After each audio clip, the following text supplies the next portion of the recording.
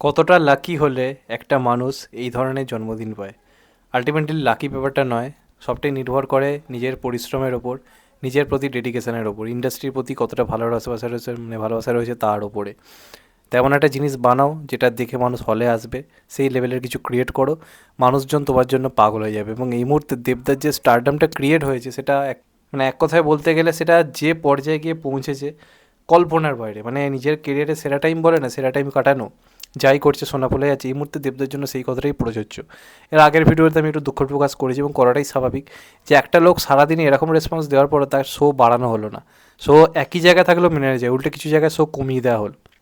আজকে বেবিজন না থাকলে বা বেবিজন থাকাকালীন যদি সিনেমাটাকে 50-100 বেশি দেওয়া হতো, আজকে মিনিমাম মানে আজকেই শুধুমাত্র 2.5 কোটি কালেকশন আসতো, কিছু মানে বলার থাকতো না, ওই লেভেলের কালেকশন হতো। যদিও কলকাতার বাইরে খাদানকে যতটা সম্ভব শো রাখার চেষ্টা করা হচ্ছে, কিন্তু বেশ কিছু হল যেমন এসবিএফের কিছু হল রয়েছে, আরও কিছু জায়গা রয়েছে যেখানে এদিকে তারা খাদানের জন্য এসবিএফের তরফ থেকে খাদানের জন্য সেলিব্রেটেড ভিডিও পোস্ট করা হচ্ছে যে খাদান দারুণ সেলিব্রেট হচ্ছে, ইন্ডাস্ট্রির ভালো হচ্ছে। এদিকে এসবিএফ সিনেমাতেই দেখতে পাচ্ছি বেবিজনকে শো দেওয়া হচ্ছে, খাদানের শো কমানো হচ্ছে। এটাই সবথেকে বেশি প্রবলেমেটিক। কিন্তু এইসবের ভিডিও যা পেয়েছে সেটাকে কেন্দ্র করে যা বক্স অফিস, এবং কেন আমি বারবার বলেছি দেব এই মুহূর্তে দাঁড়িয়ে মানে বাংলা ইন্ডাস্ট্রির মাসিহা, তার কারণ হচ্ছে কি, তোমরা দেখো প্রত্যেকটা টাইমে কিন্তু দেবদা ক্লাসের মধ্যে এসেই খেলাটা দেখাচ্ছে। ডাঙ্কি সালারের মাঝে এসে প্রধানেও 25 ডিসেম্বর এরকম লেভেলের রেসপন্স ছিল।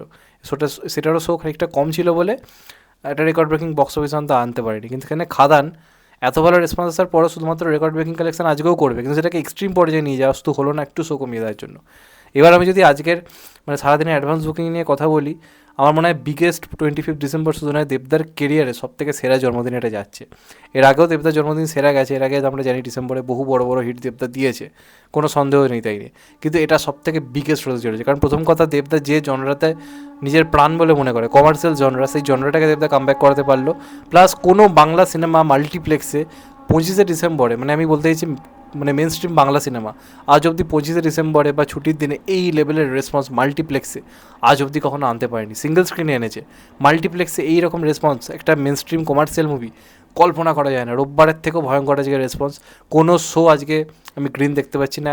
এমনকি বলে রাখি একটা ছোট্ট ডেটা তোমাদেরকে, মঙ্গলবার অর্থাৎ 24 তারিখ মাঝরাত্রির শো পর্যন্ত হালকা হাউসফুল গেছে, রাত্রির 11টা 11:30 শো, এই শীতকালের টাইমে।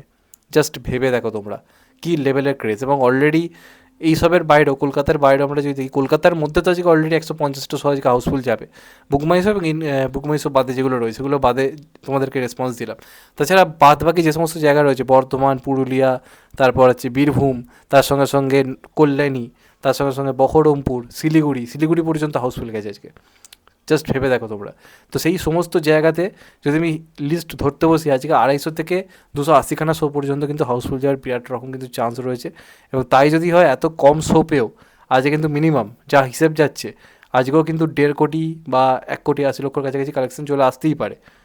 মানে পুরো পুরো পর্যাপ্ত ডেটাটা আমরা একটু ভিডিও দেখে মানে ডিটেলস দেখলে বুঝতে পারবো, তখন সেটা নিয়ে কথা বলবো। কিন্তু এটা তোমাদেরকে আমি জাস্ট বলছি যেটা এখনও পর্যন্ত এটা আর্লি এস্টিমেট, এই লেভেলের রেসপন্স। অ্যাডভান্স বুকিং তো কালকেই যা দেখার দেখে নিয়েছে, প্রতি ঘন্টায় মানে মোটামুটি 1,500 টাকায় টিকিট বিক্রি হয়েছে, যেটা মানে অল ইন্ডিয়াতে রীতিমতো ট্রেন্ড করছে। 24 ঘন্টা টিকিট বুকিং লিস্টে 27,000 টিকিট বিক্রি হয়েছে। ওখান থেকে হিসেব করে নাও কতটা কালেকশান এসছে। Just can you imagine? এরকম জন্মদিন বাংলা ইন্ডাস্ট্রির ইতিহাসে কেউ কখনো দেখেনি। এরকম 25 ডিসেম্বর এখনও পর্যন্ত কোনো মেন স্ট্রিম কমার্শিয়াল সিনেমা এখনও পর্যন্ত দেখেনি, যে রেসপন্স মাল্টিপ্লেক্সে আনতে পেরেছে। সিঙ্গল স্ক্রিনে তো হয়ই, মাল্টিপ্লেক্সে দেখা যায় না। আর এছাড়াও বুকমাই শো বাদে যে শোগুলো রয়েছে সেগুলোকে ইনক্লুড করলে আজকে মানে ইতিহাসে ঘটে যাওয়া ঘটনা ঘটিয়ে দিয়েছে। এবার সেটা আরও ভালো হতো যদি কলকাতাতে এইভাবে শোটা না ফালতু ফালতু কমানো হতো, তাহলে আরও ভয়ঙ্কর রেসপন্স আমরা দেখতে পেতাম।